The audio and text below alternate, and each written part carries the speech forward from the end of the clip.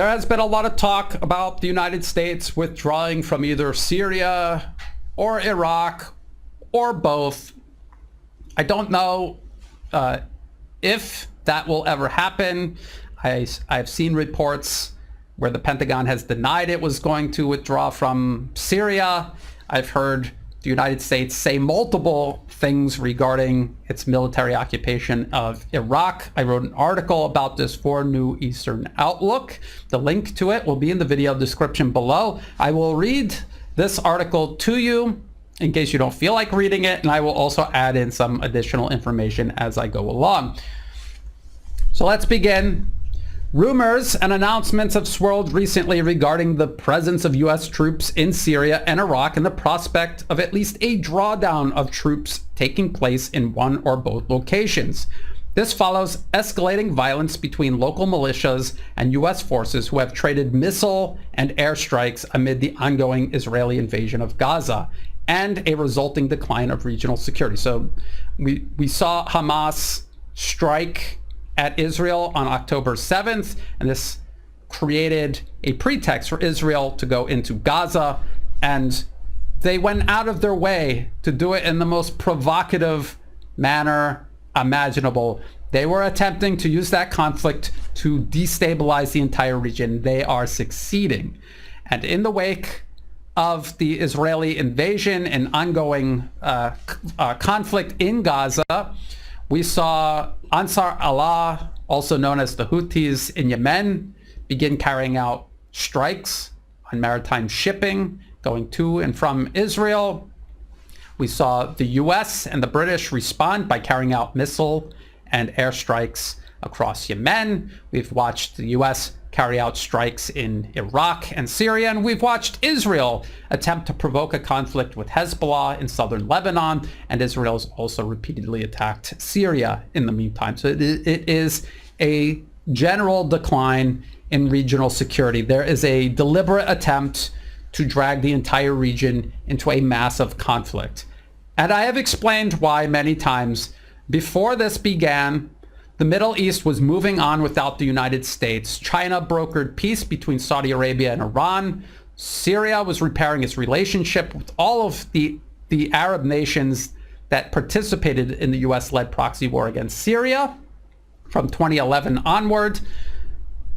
Even Turkey and Syria were beginning to repair their relationship. Everything was moving forward without the US, just like it was in Europe before the US managed to provoke a proxy war in Ukraine.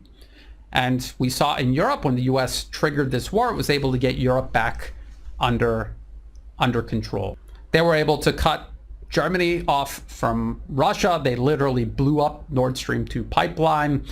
They were able to get all of Europe to completely cut ties with Russia, quit buying oil from Russia, and they even managed to throw in the cutting of ties with China as an additional benefit of those dynamics, those developing dynamics. And I feel like they're trying to create chaos in the Middle East to achieve the same sort of end.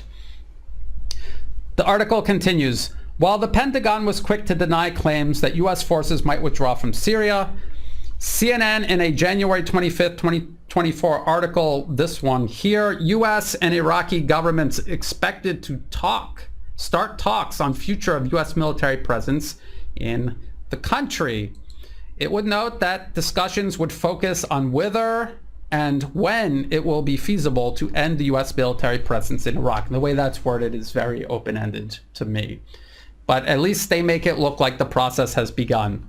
A similar process took place preceding the eventual withdrawal of U.S. forces from Afghanistan and Central Asia, completed in August 2021. The withdrawal from Afghanistan was interpreted at the time as a symptom of waning U.S. power. And while that may have been a contributing factor, other analysts feared it was merely a means of freeing up U.S. resources to expand conflict elsewhere. This fear was confirmed by U.S. Secretary of State Anthony Blinken during a press conference in December 2022. The transcript is here. The link to this will be in the video description.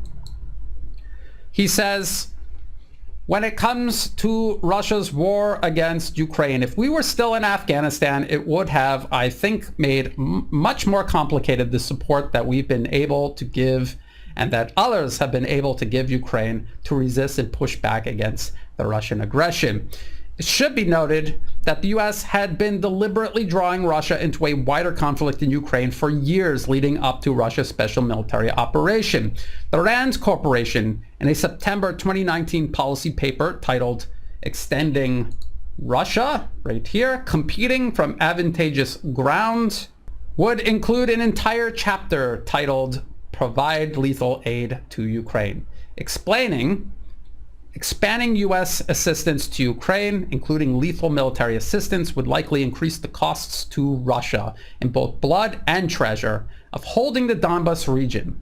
More Russian aid to the separatists and an additional Russian troop presence would likely be required, leading to larger expenditures, equipment losses, and Russian casualties. The latter could become quite controversial at home, as it did when the Soviets invaded Afghanistan.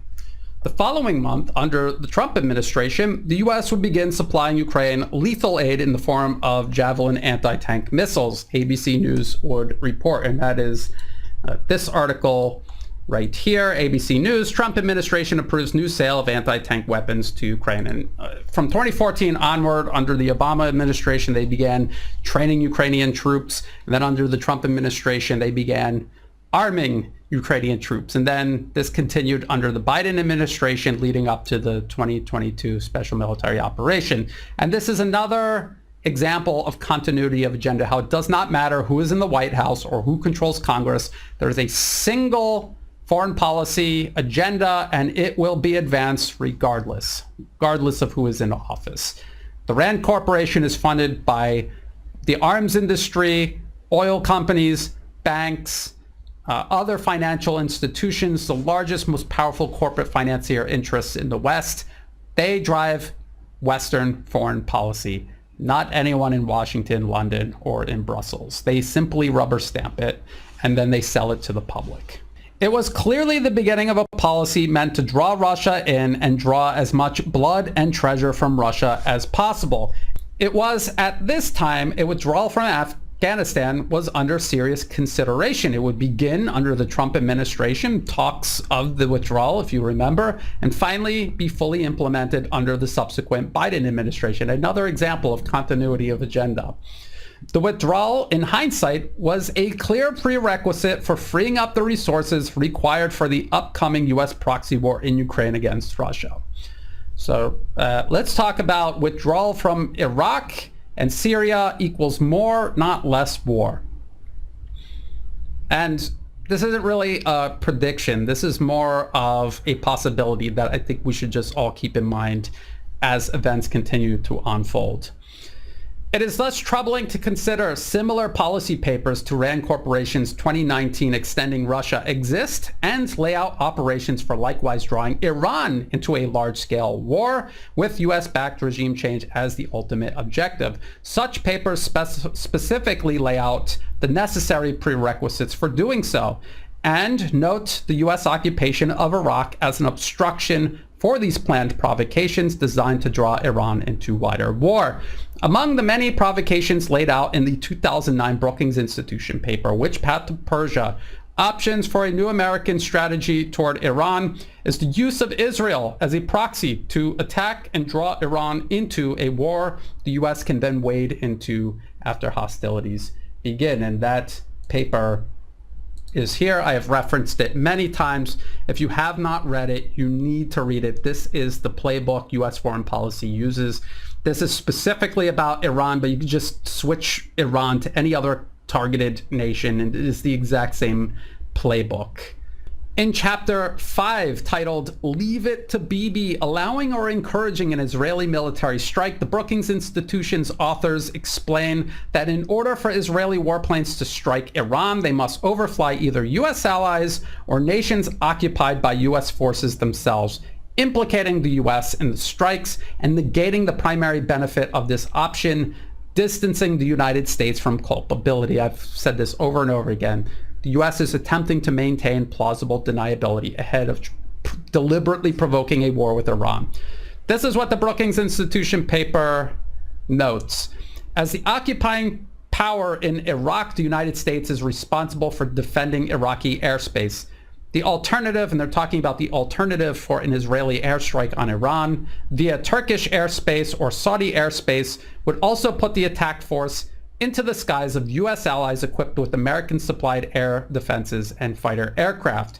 In the case of Turkey, an Israeli overflight would be further complicated by the fact that Turkey is a NATO ally that the United States has a commitment to defend, and it hosts a large joint Turkish-American airbase along the most likely route of attack.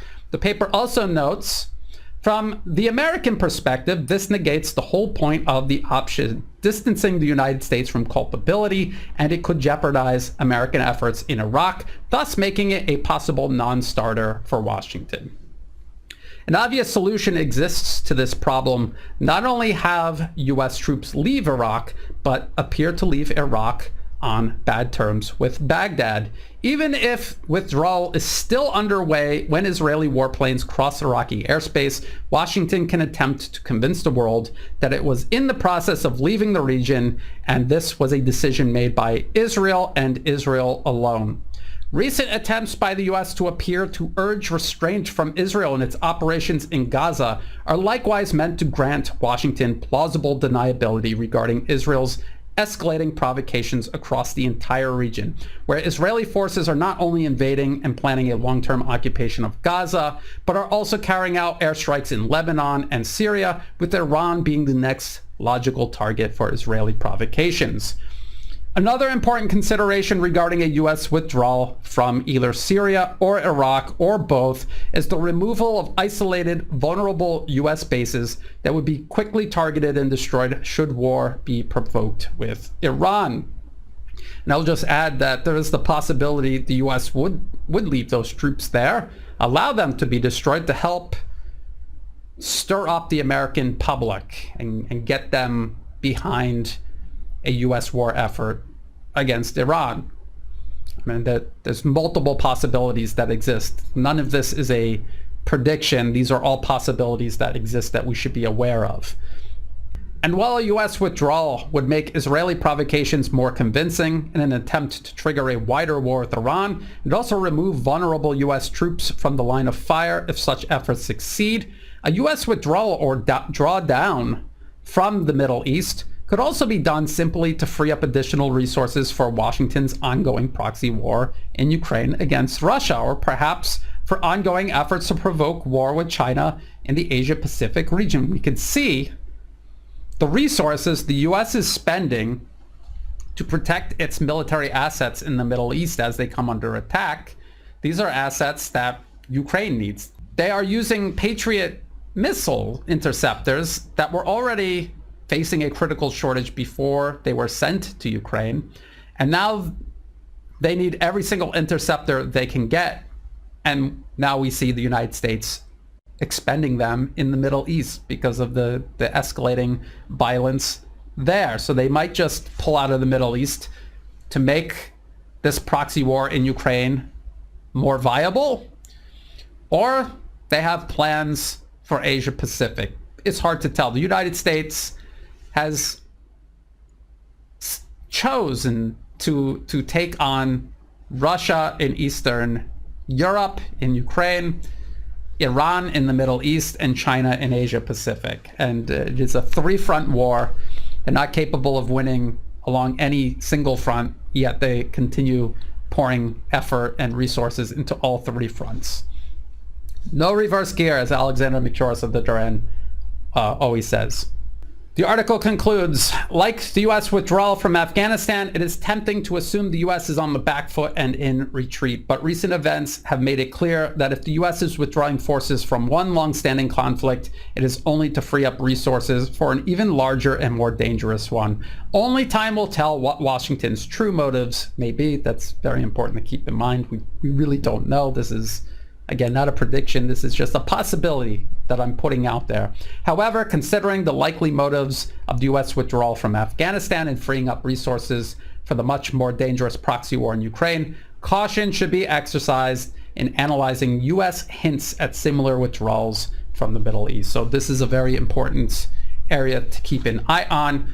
As I have repeatedly said, all three of these fronts are connected. What goes on in Ukraine affects what goes on in the Middle East, which affects what goes on in Asia Pacific. They're all connected. The US is using the same pool of resources and weapons and military forces to try to fight along all three of these fronts. We have to keep a very close eye on that. Again, the link to this article will be in the video description below, along with all the links that I cited in the article. If you thought this video was useful, please like and share. Think about subscribing. It's free to do. It helps the channel grow. Check out the video description for all the other places you can find and follow my work, especially on Telegram. I post absolutely everything there, links to my articles and even backups of all of my videos.